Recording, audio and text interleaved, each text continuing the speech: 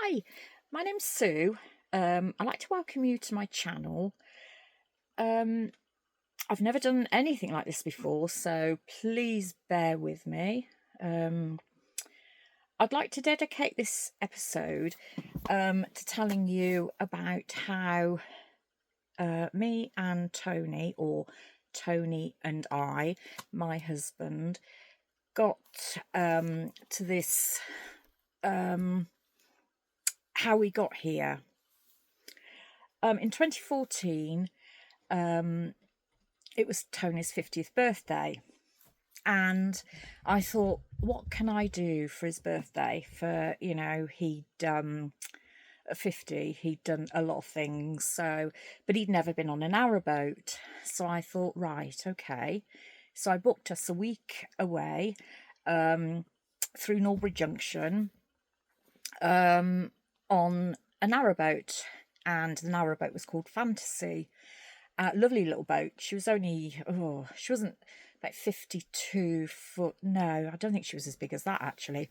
Anyway, we so we set off from Norbury Junction and headed towards Chester. Going through all the locks and that, and we really enjoyed it. And it was brilliant all the way through.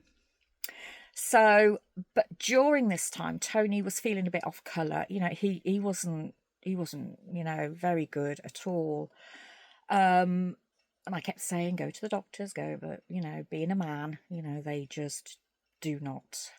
So in 2015, it all come to a head. I said, look, you've got to go, Anyway, he went, and within a couple of weeks he was diagnosed with kidney cancer.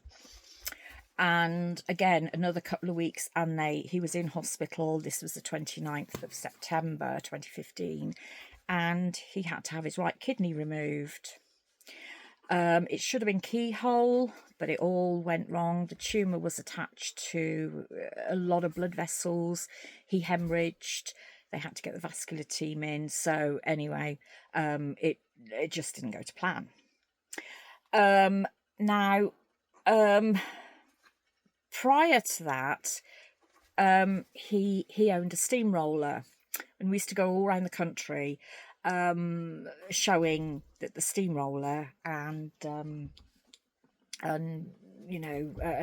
his dad had traction engine steamroller. So it was a family thing. And after his operation, he went back to work. You'll understand where I'm coming from in a minute. He went back to work, but it was too soon. Again, I said, I think it's a bit too soon. Anyway, he ended up with an incisional hernia. So in 2016, he had that fixed. It was double gauze.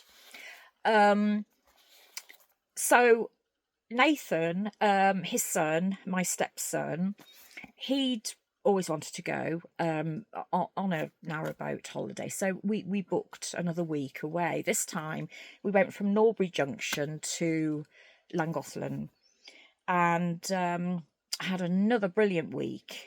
Well, I think things must have been going on in Tony's head. I'm going to struggle with the engine because it's quite heavy. It's quite sort of physical. And so while we were away, he said, how would you feel if we sold the steam engine and bought a narrowboat? So it was, oh yeah, brilliant. So December that year, we did. And we bought a 60-foot narrowboat, named her Survivor. She's a Liverpool boat, and she's just brilliant. So we now get to 2017, and Tony's family business was having a few problems.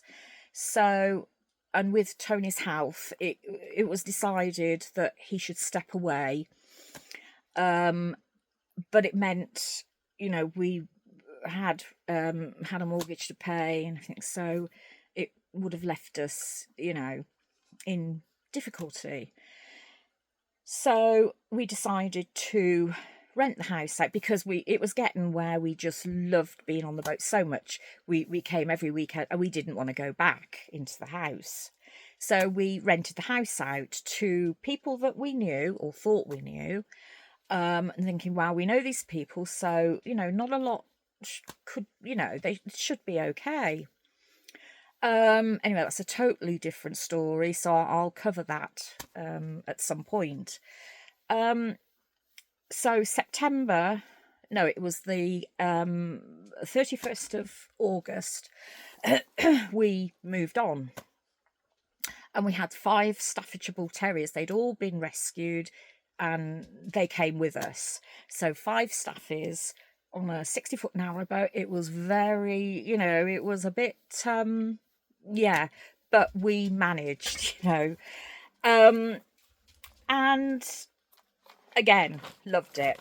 When we moved up, I applied for my DBS because I thought, well, with Tony's health, and because he was going through a lot of he had anxiety, depression, and so I thought, well, what can I do?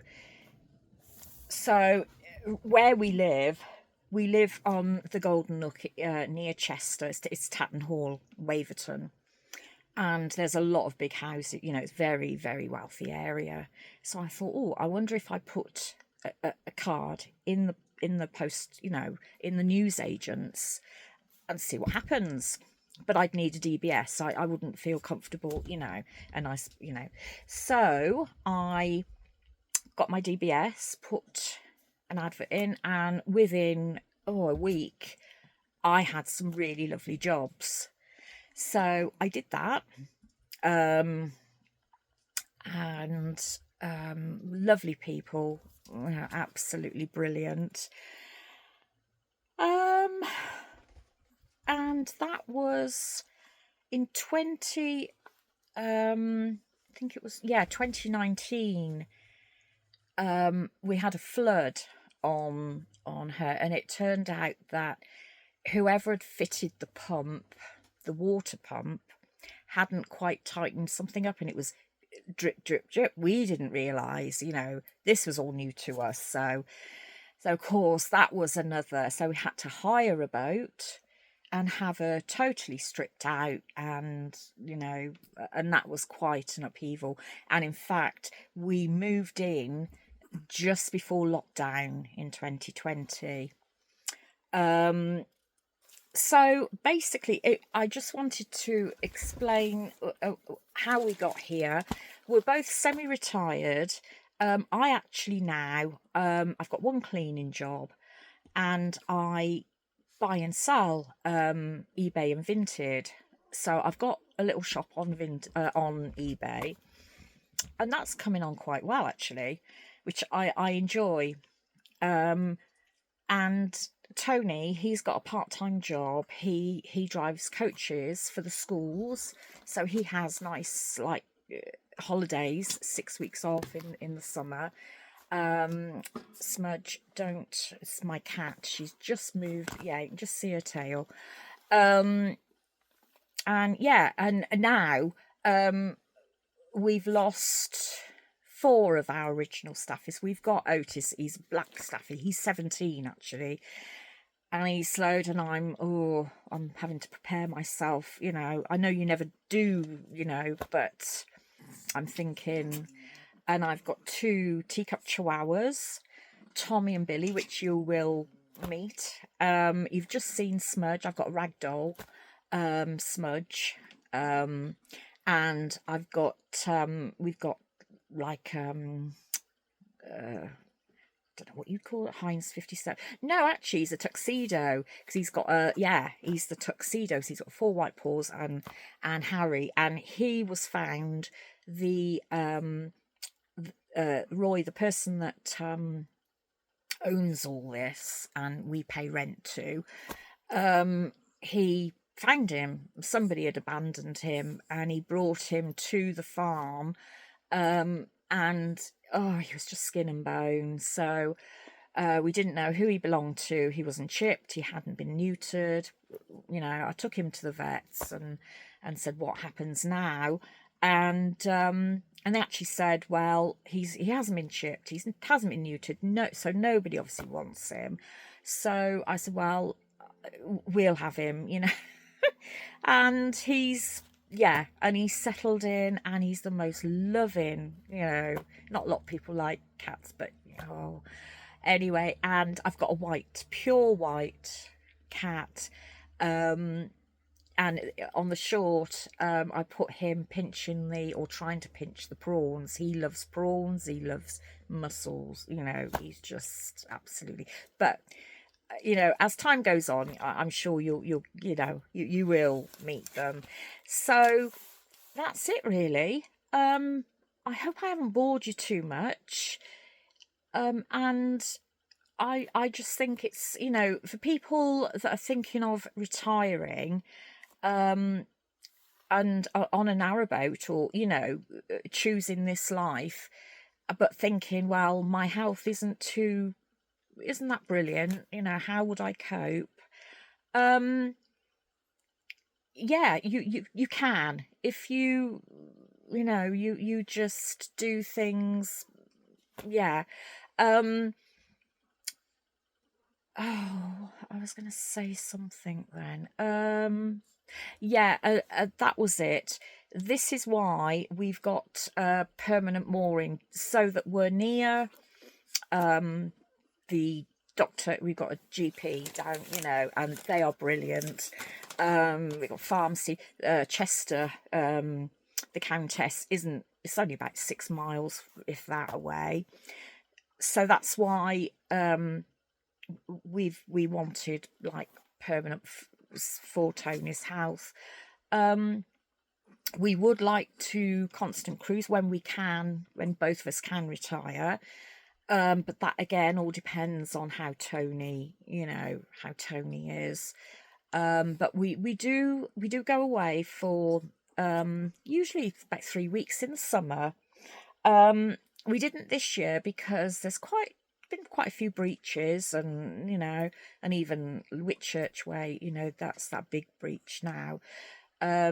So yeah, we do try and get away as much as we can, but we've got a commitment. So yeah, so I just wanted to sort of you know, say, well, you can enjoy it, and you know, and yeah. So well, thank you for watching. And like I said, I hope I haven't bored you. You know, I'm going to have a nice cup of tea now. Yep. I've got a Chihuahua mug. Because, oh, actually, this is Billy. Hey, hello, Billy. Hello. He's one of the, oh, and now, Tommy's coming now.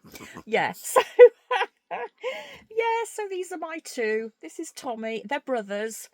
And yeah, so they are, yeah, you're stealing the show, aren't you? Oh, I love them. So yeah, okay, so I'll see you on the next video.